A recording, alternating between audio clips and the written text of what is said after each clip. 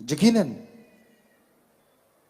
अपने गुरु मुर्शिद के वो तमाम रहमो करम के हकदार बन जाते हैं जो कि वो वचन किया करते हैं। गुरु हर फील्ड में, हर क्षेत्र में अति जरूरी है। गु का मतलब अंधकार और रू का मतलब प्रकाश। तो गुरु शब्द का मतलब है जो अज्ञानता रूपी अंधकार में ज्ञान रूपी दीपक जला दे, वो सच्चा गुरु है। और इंसान बिना गुरु के कभी भी किसी भी फील्ड में, किसी भी क्षेत्र में एक कदम नहीं उठा सकता। जन्म लेता है तो जन्म से पहले भगवान परमपिता परमात्मा गुरु, मां गुरु, पता नहीं कितने उस्ताद, टीचर, अगर डॉक्टरों की जरूरत पड़ी तो वो भी इस बच्चे के लिए एक उस्ताद, एक टीचर का ही काम करता है। बच्चा पैदा होता है, शुरू में ही उसे गुरु की जरूरत पड़ती है। वो डॉक्टर साहबान जो उसे पैदा करते हैं, उसकी शुरुआत में संभाल करते हैं, उनकी मदद करते हैं, क्योंकि गुरु, उस्ताद, टीचर तो इसी को कहा जाता है। फिर मां सबसे बड़ी गुरु होती है। खाना, पहनना, सोना, जागना सब सिखाती है।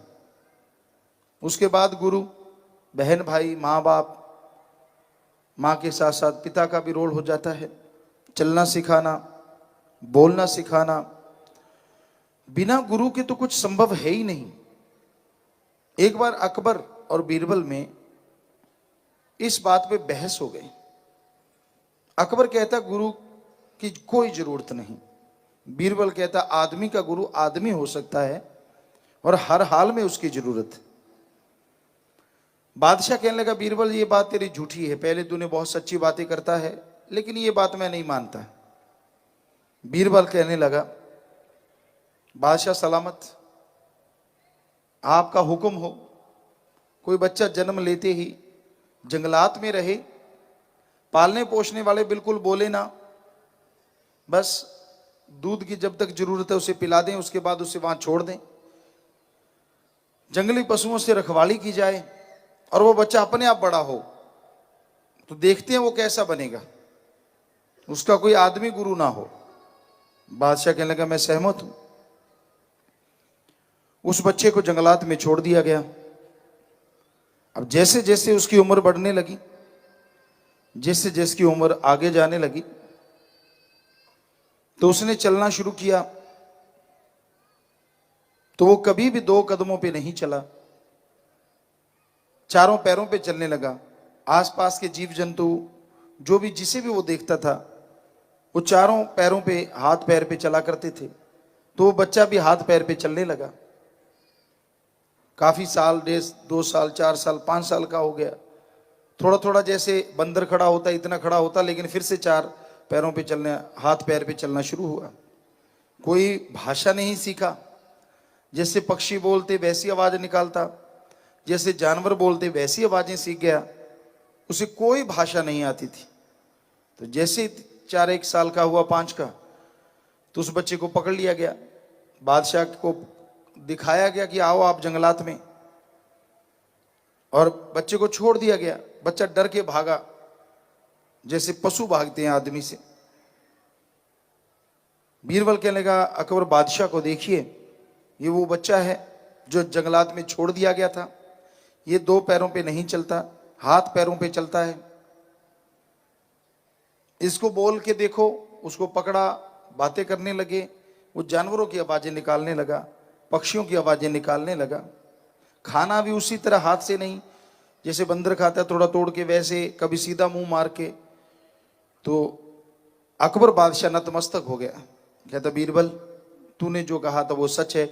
आदमी का गुरु आदमी होना अति जरूरी है।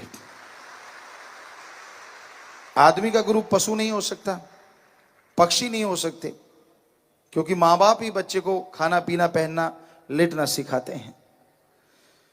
तो सबसे बड़ी गुरु मां है, लेकिन वो भी एक हद तक जब बच्चा थोड़ा बड़ा हो जाता है तो माँ का रिश्ता और कम हो जाता है, फिक्र कम हो जाता है कि अब ये चलने लग गया, दौड़ने लग गया, भागने लग गया, लेकिन फिर भी फिक्र होता है। बच्चा बड़ा हो गया, जवानी आई, बच्चा माँ को छोड़ देता है, जवानी नादानी, वो गुरु और बच्चे का रिश्ता और कम हो जाता है। बच्चा और बड़ा होता है, विवाह शादी हो जाती है, और कई तो माँ बाप को घर से निकाल देते हैं या खुद घर से अलग हो जाते हैं, तो नाम मात्र रिश्ता रह जाता है। लेकिन एक गुरु ऐसा भी है जिसका रिश्ता माँ और जन्म लेने वाले बच्चे की तरह हमेशा बना रहता है, और वो होता है रूहानी सूफी गुरु।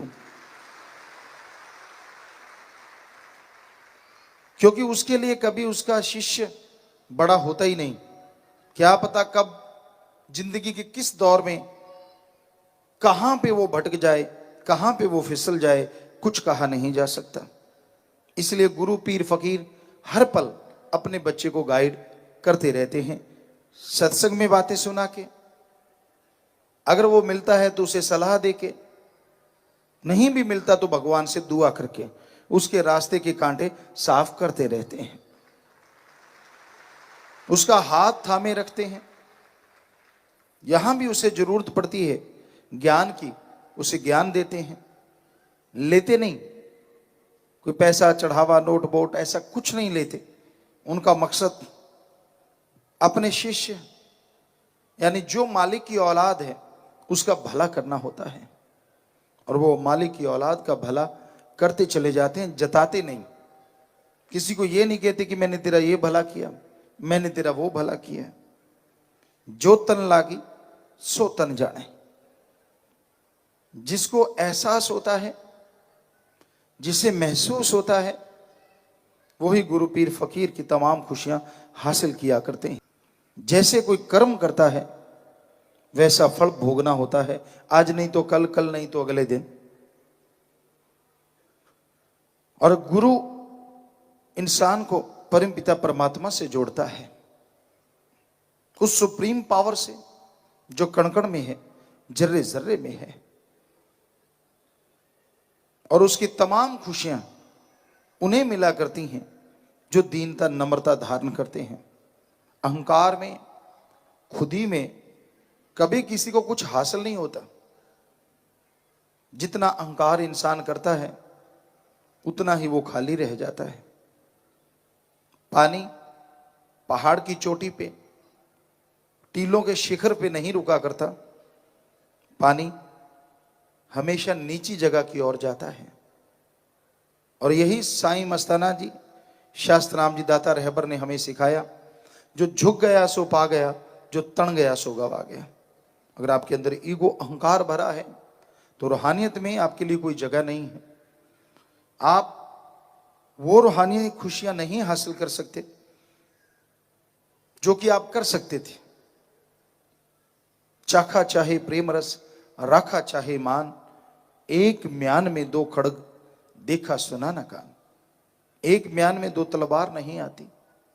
उसी तरह एक जिस्म में अहंकार, गुमान और प्रभु का प्यार इकट्ठे नहीं रहते। यहां अहंकार है, वहां मालिक का प्यार नहीं, और यहां